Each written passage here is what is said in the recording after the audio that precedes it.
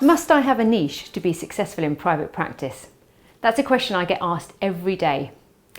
I'm Kath Spencer-Smith from Private Practice Ninja, and I'm passionate about niching, but many people say to me, Kath, I've just started out, I quite like seeing patients, I'll see any patients, because let's face it, you just want to earn a living. And I get that. And many people say to me, Kath, I really don't have a niche. Have I got to have a niche? Well, let's examine it. Firstly, let's be clear that just putting up a big notice that says, I only treat pemphigus, isn't going to bring about the miracle of hundreds of patients flocking to see you. Dream on. But having a niche will enable you to be really clear on who and what you want to treat, and that enables you to focus on how you're going to market to them. Let me give you an example from our Ninja community. Scott Newton is an amazing physiotherapist, and his company is londonrunningphysio.com. It's pretty easy to guess what he likes to do. He likes to treat runners. So when you put into Google running physio in London, he comes up at the top. Now, he didn't achieve that just because he had the domain name London Running Physio, although it's pretty good. He got there because he produces lots of valuable content for runners who then find him on the internet. And when he's writing the content, all he's doing is writing for runners. Scott lives and breathes and sleeps running, and he can, between you and me, knock out a marathon in about 2.5 hours. So it's his passion for running that differentiates himself from other physios who treat runners. Having a niche means that when patients are searching for the right person to treat them, they're looking online, and it's going to be much clearer to them when they land on a website page that says, I'm all about the stuff that you're all about. Having a niche will enable you to set up as the go-to person for that particular problem, and it will also help deter the people who aren't the right fit for your practice. But what if you don't have a niche because your skill set means that you're a generalist? Let's use the example of a private GP. By the very nature of it, you solve all problems for patients who come to you with anything, yeah? You're their first port of call. So how do you stand out in that situation when you don't have a niche? Well, the answer is you need to differentiate yourself in some way.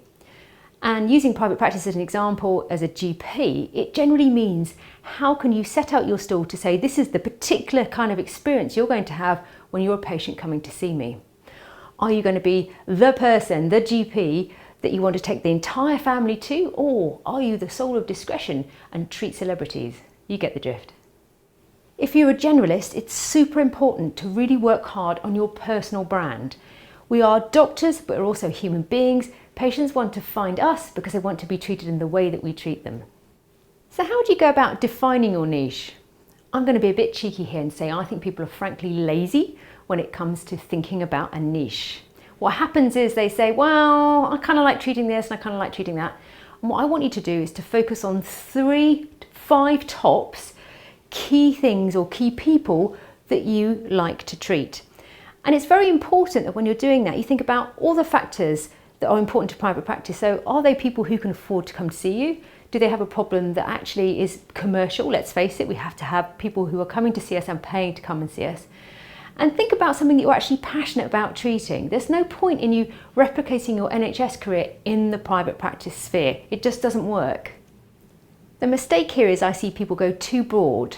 For example, some of the surgeons I work with say, Kath, I've got it sorted.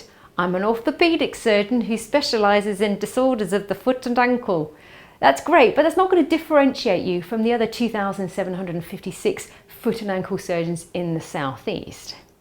So you need to think about, are you the go-to person for a bunion, or do you really like a Brostrom's, or are you somebody who loves ankle replacements? Think about the key things you would love to turn up in your operating theatre that you want to treat every day.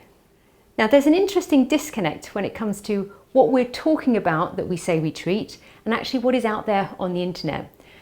And sometimes, particularly when I'm working with surgeons, they've had a web designer who's set them up with this gigantic list, this smorgasbord of conditions that they can treat because someone told them it would be good for SEO, okay?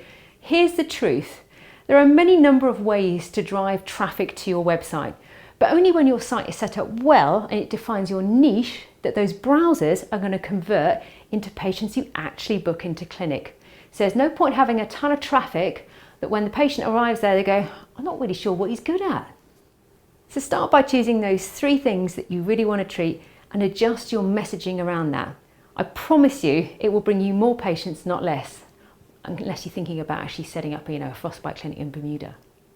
Does your online presence really demonstrate your niche? I'm willing to bet that most of us aren't very good at this. In other words, what we say we treat isn't what our website says that we treat. So why not get a person who doesn't really know necessarily too much about your practice and ask them to do a little bit of online snooping, and then ask them, did you look at my website and my social media? What do you think it is that I love to treat? And if there's a mismatch between what they say that you treat and what you say that you treat, then you need to fix that. So make some steps, dive into your website, tear down the smorgasbord, put up the 3 to 5 things that you like treating, and patients will find you. If you need help in figuring out your niche, why not get in touch for a Ninja Power Hour? I'm at css@privatepracticeninja.co.uk.